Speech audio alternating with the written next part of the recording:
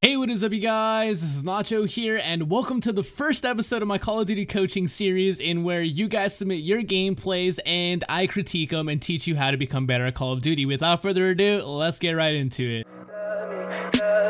Tell me pretty lies, look me in the face, tell me that you love me, even if it's fake, cause I don't fucking care. Now, this gameplay was submitted by a member of the Nacho Nation, Gods OG, who I believe also runs his own YouTube channel, so you guys can go check that out if you so desire. Thank you so much, my dude. But let's take a look at his class loadout. So we got the MV4 Fallout, we got Quick Draw Foregrip, Extended Mag Silencer, along with Recon, Scavenger, and Dead Silence. Now, looking at this is a pretty, rock solid class setup, but there are some critiques I would make with it. For starters, I don't really believe you need a foregrip on an MV4 Fallout. If we actually take a look at the weapon description, it says that it already comes with the foregrip as an ability, so having another foregrip as an attachment is kind of a little bit redundant, and I've never really had personal problems with the recoil and the MV4 Fallout. So I would probably remove the foregrip, and then looking at your perk 1, you have Recon. Recon is one of those perks I don't really see too many people use in Infinite Warfare, and that's good reason. A lot of the times it's not really worth it. You got a silencer on this class, so I'm thinking you should throw on Ghost instead, and like I said, if you remove that foregrip, you would have two perk slots available, so you could put on Ghost and Dexterity, or you could put on Ghost with like Scavenger Hardline, Dead Silence, another perk. Maybe you can put on Tacticals.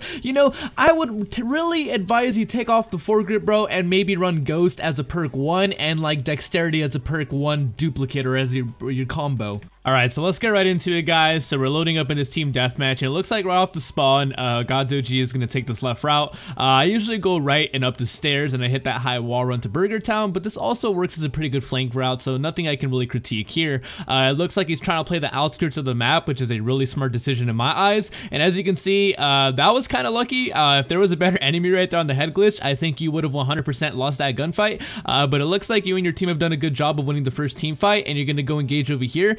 And I just kind of want to pause right here, man. This is something a lot of Infinite Warfare players do, and they always just jump straight in the air after they try to re-engage. I just want to point out, man, if somebody is sitting behind that trash can head glitch and they're just pre-aiming it, you're pretty much going to jump into their crosshairs, so just try to avoid that. But let's keep it going. It looks like it's actually going to pay off for you right here, which is pretty nice. You get the double kill, and it looks like you're proceeding to move into their spawn and try to clear that out, which is always a good idea in Call of Duty. Now, coming up, there's something that I want to point out that a lot of Call of Duty players do, and even myself. As you can see, he's right here reloading with 26 bullets in the magazine still. So you got extended mags, dude. If you think about it, without an extended mags on the MV4 Fallout, it's a 30 round magazine. So if you really think about it, at this point, it's like he has a normal MV4 Fallout without the extended mags attachment. There's no need to reload, and nonetheless, if you take a look on the screen, there's a sniper trail right in front of him, and there's an enemy to the left of him, so there's really no need to reload right here, dude. You could have just kept pushing and probably gotten this kill without, that time in between. Better Call of Duty players will beat you in a gunfight just because you reload too early. Now, let's see if this actually works out for you, bro. It looks like you're gonna push the airplane. You got a kill right there. Other dude missed his hip fire. I think he had a sniper rifle. Looked like a Proteus, and you, oh my god, almost get hit by the nade, bro. Just be a little bit more careful around areas like that, dude, but nothing you can really avoid. You were kind of just pushing a little bit too heavy right there. Maybe I would have slowed my roll down a little bit right there. You get this guy by surprise by using your jumpsuit. Always nice. Something I want to point out too, the people that you're playing against, it seemed like they were lower levels, because as I was watching this gameplay, I watched it once before to kind of get a general idea of what I want to talk about for you guys. It seemed like a lot of them were a little bit clueless when it came to the map, but right here, you get lucky. That dude on the high wall run once again misses shots on you, and right here is something I wanted to point out, guys. So the gameplay has been happening, and there's a lot of stuff that's been going on, and right here, why does he decide to turn around? This is something that I think a lot of Call of Duty players might look at it and not really think of as a big deal. I look at this and I think he turned around because he was checking the spawn to flip, because if you look at the minimap, Call of Duty is all about minimap awareness, guys. If you look at where his team is positioned, it looks like on his minimap he has 2 people by the gift shop area and kind of 2 people by the airplane. Now there's only 2 areas where they're going to spawn on terminal in this format. They're either going to spawn in the security booths over by Burger Town, or they're going to spawn all the way by the airplane in the back. But looking at this, because he's checking it, it, I think that these two teammates right here are going to force him to not spawn in this area. So just a little bit of a habit of checking the spawn flip a little bit too early, my dude. Probably had to get another kill or two and then the spawn would flip. Now let's keep it going because he already got his UAV and his counter UAV, which is going to help him out a lot because he's going to be able to figure out where the enemies are at.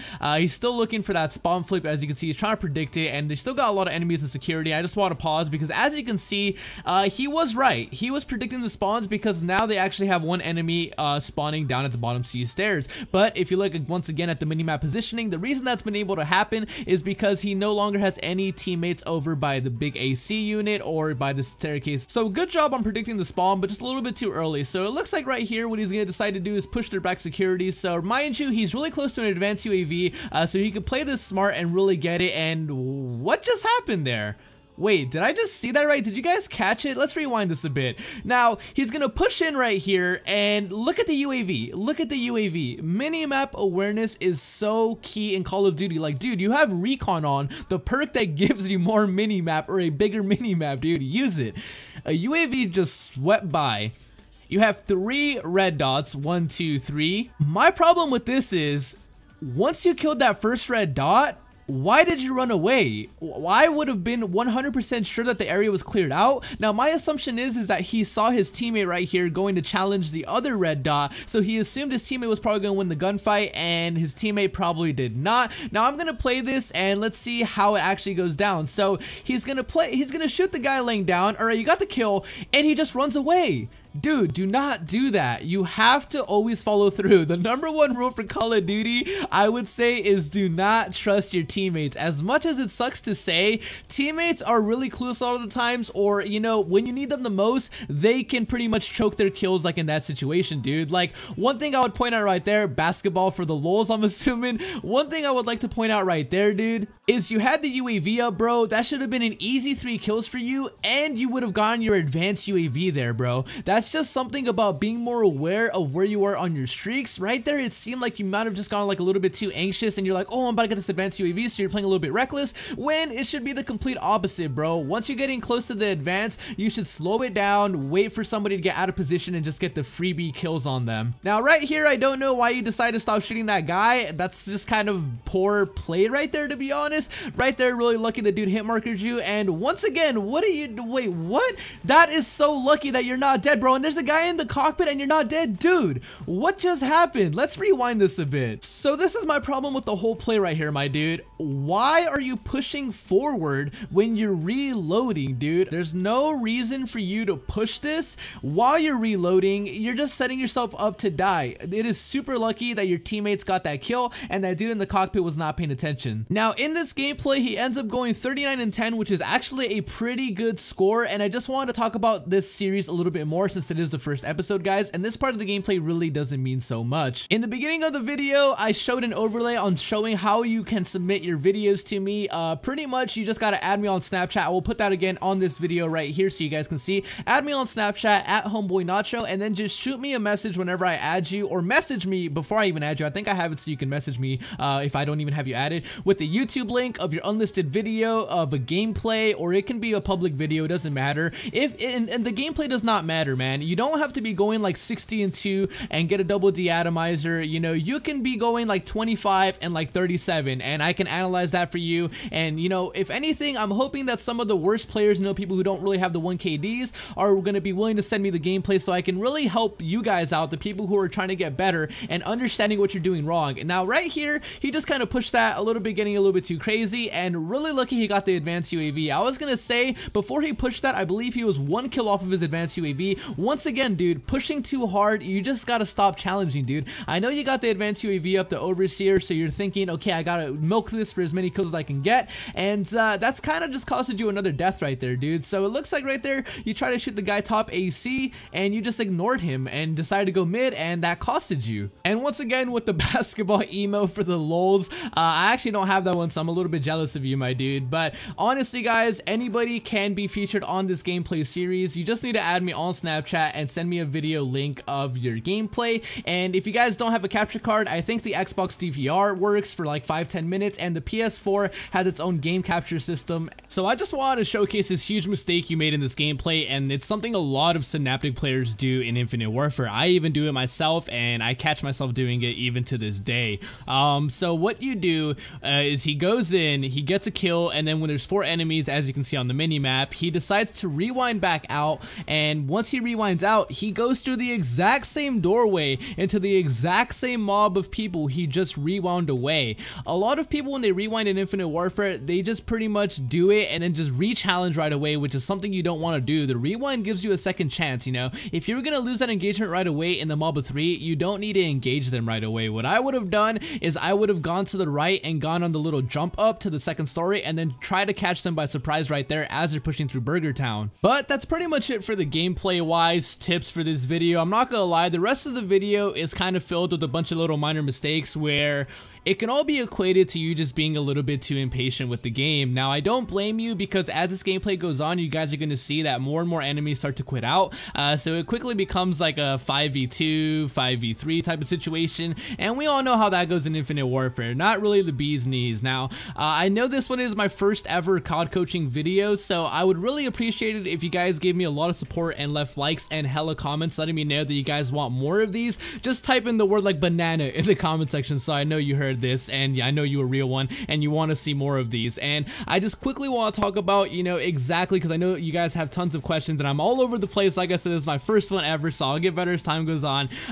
How can you get your gameplay on submitted for me to critique it? Cheeky little 360 right there, my dude. Just be sure you add me on Snapchat. Like I said, I can't say that enough. Snapchat is the easiest way to get a hold of me, because if you comment in a YouTube comment, I don't even think you can put links, and secondly, it'll just get flooded because I get tons of comments, guys, and sometimes it's even hard for myself at this point to keep up with all the responses. I do apologize because I know I've been lacking in the responses of comments, but you know, as the channel grows, it gets more and more difficult, but you guys know I still try my best to stay active and interacting with my viewers. So if you have the PlayStation 4, I'm pretty sure it has software in it that can record gameplay, and that will be perfectly acceptable. If you have an Xbox One, I believe you can DVR certain gameplays for like 5-10 minutes. I'm not exactly sure how that works, but if you guys have an Elgato capture card or any other capture card that records and is 720p at least at 30 FPS, I'll accept it. And the gameplay, once again, does not have to be super spectacular. It can be pretty much anything. I would honestly prefer if you were not as good at the game, because I believe I could give you a lot more, you know, fast and quick tips that would instantly help you become a better Call of Duty player. But I hope you guys really did enjoy my first episode of this COD coaching. At this point, the game's just dragged out, waiting to get the last kill, and as he tries to get the top basketball final kill cam, it ends up costing him and he chokes. But I hope you guys enjoyed the first video of my COD coaching series. Let me know what you guys thought. Hashtag banana in the comment section, boys. Most random video in the world, am I right? But what's new, man? Papa Nacho cringe. I hope you guys enjoyed, and I'll catch you guys in the next one. Peace out, Nacho Nation.